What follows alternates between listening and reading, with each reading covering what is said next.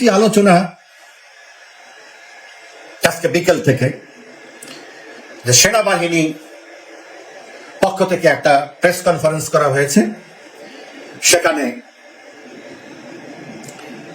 বলা হয়েছে সরকারের সাথে সেনাবাহিনীর কোনো বিরোধ নেই, সেনাবাহিনী ও সরকারের অধীন একটা রাষ্ট্রীয় প্রতিষ্ঠান। সবাইকে একটা জিনিস মাথায় রাখতে হবে,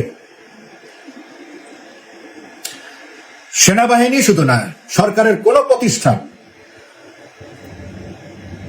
সরাসরি সরকারের বিরুদ্ধে আচরণ করতে পারে না। এই কথা বলতে পারে না আমি আমার সাথে সরকারের সম্পর্ক খারাপ, তখন আর সে সরকারের অংশ থাকে না। হয় তাকেই সরকার হতে হবে, আর না সে সরকার থেকে বিচ্ছিন্ন হয়ে যাবে। তো সেনাবাহিনী সরকারের হলো সরকারের রাষ্ট্রের গুরুত্বপূর্ণ প্রতিষ্ঠান। কিন্তু সেনাবাহিনী এটাও আজকে পরিষ্কার করে বলেছে, দেশের স্বার্থে সেনাবাহিনী কোনো আপোষ করবে না। তার মানে গত মঙ্গলবার সেনাপ্রধান যে বক্তব্য দিয়েছেন, সেই বক্তব্যগুলি প্রতি তারা অবিচল এবং দৃঢ়। তাতে সেনাবাহিনীর অবস্থান পরিষ্কার, তারা যেগুলি বলছে ওইভাবেই কাজ করতে হবে, এর বিকল্প কিছু নাই। এটা ডক্টর ইউনূস খুব ভালোভাবেই বুঝে গেছে এবং নাটক যাত্রাপালা যাই করেছে সব বিফলে গেছে। এখন কথা হচ্ছে,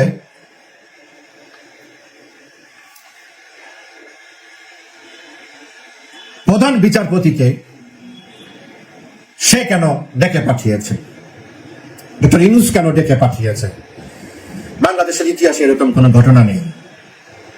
প্রধানমন্ত্রী রাষ্ট্রপতি ডাকতে পারে, কিন্তু প্রধানমন্ত্রী প্রধান বিচারপতিকে ডেকে পাঠিয়েছে, এটা শিষ্টতা বহির্ভূত, এটা কোনো রুলসের মধ্যে পড়ে না।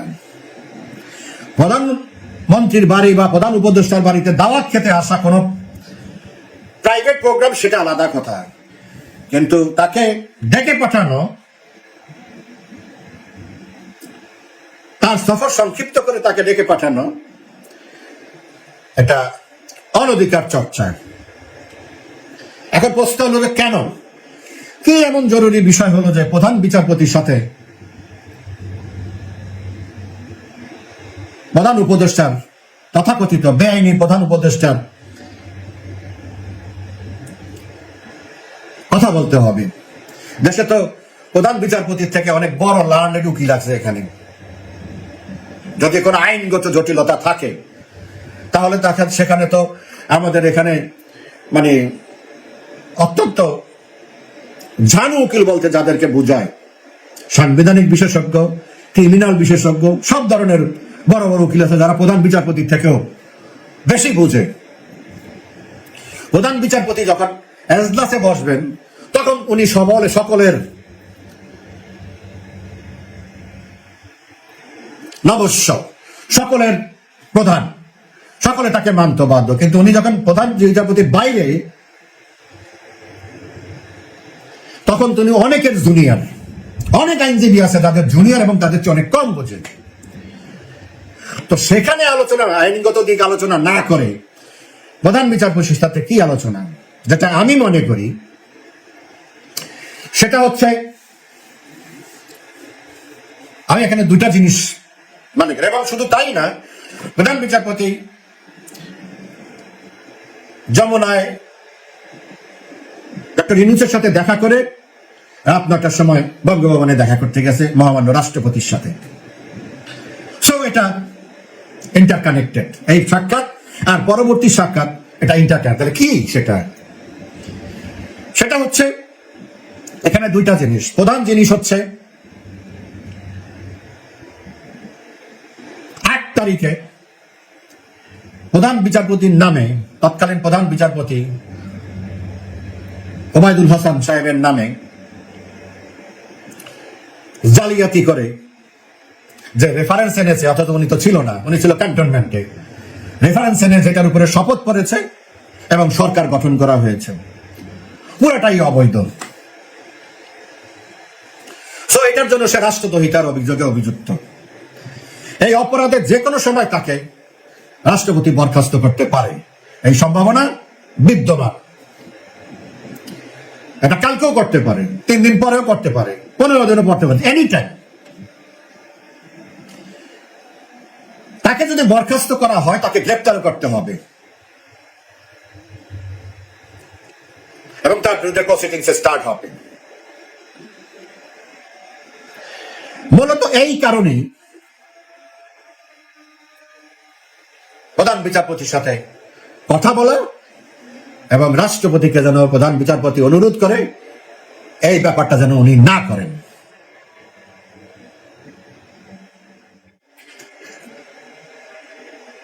প্রধান বিচারপতি অ্যাকর্ডিংলি মহামান্য রাষ্ট্রপতির সাথে দেখা করেছে, বলেছে।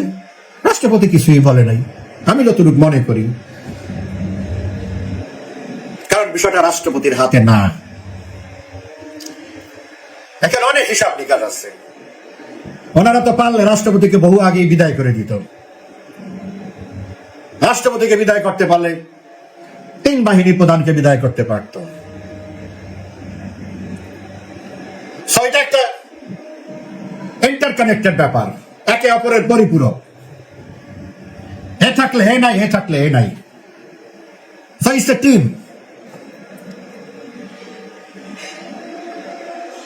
প্রধান বিচারপতি তার দায়িত্ব সে পালন করেছে, কাজ শেষ।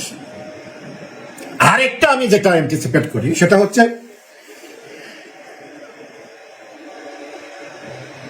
গত বৃহস্পতিবারে ইশরাক ঢাকা দক্ষিণ সিটি মেয়রের দিয়ে যে কাণ্ড কারখানা চলতেছে, সেইটা তো বিএনপির উকিলরা বিচারপতিকে হুমকি টুমকি দিয়ে খারিজ করাইছে। তো যে রিট করেছিল সে বলছিল শনিবারে রিট করবে, কিন্তু শনিবারও করে নাই, রবিবারও করে নাই, রিটটা করে নাই। কিন্তু রিটটা তারা আজকে করেছে, আগামীকালকে সেটা শুনানি আছে।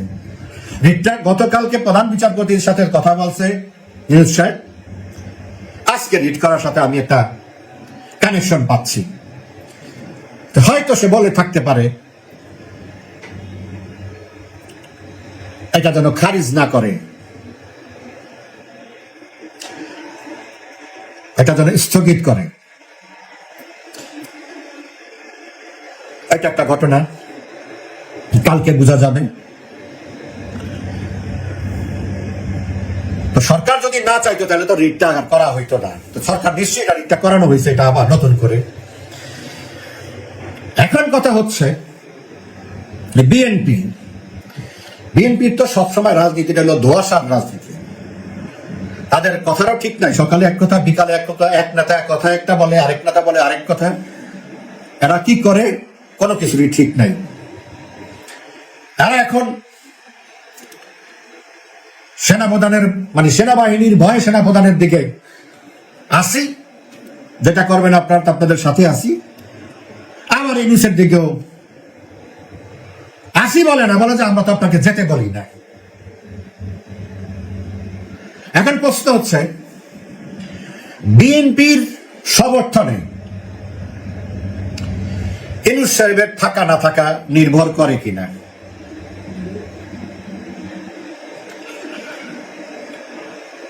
আমার ব্যক্তিগত মতামত হচ্ছে absolutely not.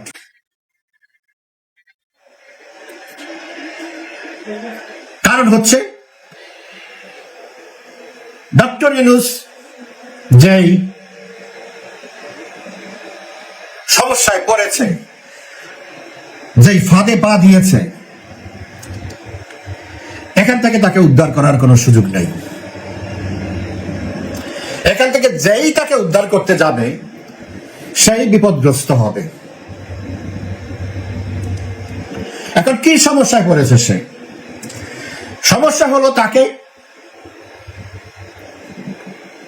Day to day routine work ছাড়া আর কোনো কাজ সে করতে পারবে না। কোন নীতি নির্ধারণী সিদ্ধান্ত সে নিতে পারবে না, এটা ক্লিয়ার কাট বলা আছে। এই যে তার হাত পা বেঁধে দেওয়া হলো, এখন সে করিডোর বাদ, বন্দর বাদ, করিডোর বন্দর যদি তার না দেয়, তাহলে তো তাকে যারা এইটার আশায় বসানো হয়েছে তারা তো আর তার পাশে নাই, ইতিমধ্যেই নাই। ইতিমধ্যেই বলছে আমরা আভ্যন্তরীণ বিষয়ে হস্তক্ষেপ করব না। যদি করতো তাহলে একটা স্টেটমেন্ট এতক্ষণে চলে আসতো। উনি চেষ্টা করেছে, কোনো লাভ নাই। এখন যে রাজনৈতিক সংলাপ দেখাইছে, এটা বিদেশিদের দেখাইছে, সব দল আমার কাছে আসছে, আমার প্রতি ঐক্য ঘোষণা করছে, কিন্তু বিদেশিরা জানে যে কেউ এই কথা বলে নাই। সবাই একটা ব্যালেন্স পজিশন নিছে, কেউ সামরিক বাহিনীর বিপক্ষে অবস্থান নেয়নি, একটা দলও না, ওই এনসিপি নামক বাচ্চা কাচ্চাদের এরা ছাড়া।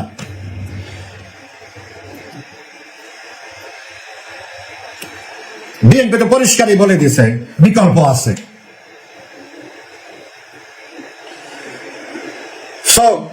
এখন যে ধূম্র জলটা ছড়ানো হচ্ছে যে বিএনপি তাকে সাপোর্ট দিয়া তাদের স্বার্থ উদ্ধার করে ইউনূসকে টিকিয়ে রাখবে, এরকম কোন সম্ভাবনা নাই। সম্ভাবনা বিএনপিটা করতে পারে, বিএনপি এটা টিকিয়ে রাখতে পারবে না, সেই শক্তি বিএনপির নাই।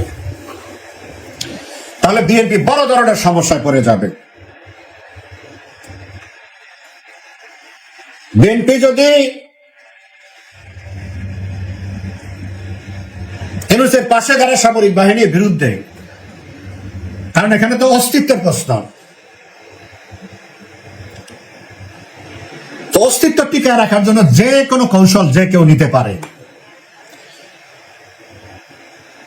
বিএনপির ভুল সিদ্ধান্তের কারণে আওয়ামী লীগ মাঠে চলে আসবে, এমনি আসবে, কিন্তু একটু আগে আসবে উইথ প্রোটেকশন। তো বিএনপিও সেটা জানে, বিএনপিকে সেই সিগন্যাল দেওয়া আছে। তুমি যদি ডুবিয়াস পলিটিক্স করো, আমরা কিন্তু সামনে নিয়ে আসবো। তো বিএনপির এখানে অন্য কোনো উপায় নাই, আর্মির বিরুদ্ধে যাওয়া, আর্মির সিদ্ধান্তের বাইরে যাওয়ার কোনো সুযোগই নাই। গেল মানে শেষ, তারা খেল। এখন যে আরামাসটুকু আছে সেটুকু গেল। বিএনপির অলমোস্ট তৃণমূল পর্যায় থেকে টপ টু বটম সবার নথিপত্র সকল গোয়েন্দা সংস্থার কাছে আছে, কে কোথায় কার কাছে চাঁদাবাজি করছে, দখলবাজি করছে, কি করছে না করছে, এভরিথিং এটাও বিএনপি জানে। তো বিএনপির সেই শক্তি এবং সাহস নাই, সামরিক বাহিনী কিছু করতে গেলে তারা বাধা হয়ে দাঁড়াবে। আর জামাত তো বাদই, আর চিন্তা করে কোনো লাভ নাই। তারা পিঠ বাঁচানোর জন্য সবার আগে সমর্থন দিয়ে বসে আছে। সামরিক বাহিনীকে বিতর্কিত করা যাবে না, এই সিগন্যাল আগে দিয়ে বসে আছে জামাত। সো বেসিক্যালি ইউনূসের পাশে কেউ নাই। ইউনূস ওই দিনই চলে যেত, সবাই মিলে হাতে পায়ে ধৈরা সবাইকে দিয়ে এটা চেষ্টা দিচ্ছে, কিন্তু এই আবেগে তো আর দেশ চলে না। এখন উনি পরশুদিন জাপান যাওয়ার কথা আছে। এখন জাপান গেলে আসবে কিনা, আসলে আবার দেশ থেকে বেরোতে পারবে কিনা, নানান রকমের শঙ্কা আছে। এখন ওনার নিজের সিদ্ধান্ত, উনি তো ডিল বাস্টার, কি ডিল করতে পারে সেটা ওনার ব্যাপার, ক্ষমতায় থাকার না, তার এক্সিটটা কিভাবে হতে পারে, এই ডিলটা, এইটাই এখন নেগোসিয়েশনের বিষয়, আর কিছু না। তাই আপনাদেরকে বলবো যে মানে শনি রবিবার পার হয়ে গেছে, মানে এবার বেঁচে গেছে এরকম কোন ঘটনা। এটা কোনো ছেলে খেলা না, মন চাইলো আমি একজনকে উঠে ফেললাম, মন চাইলো একজনের বসায় ফেললাম। প্রত্যেকটা জিনিসের একটা প্রক্রিয়া আছে এবং সঠিক প্রক্রিয়া নিতে হবে। চাইলেই তো রাষ্ট্রপতি কালকে শেষ করে দিতে পারে এক কলমের খোঁচায়, করে না কেন? আপনি পারলেই করতে হবে, বিষয়টা তো এরকম না।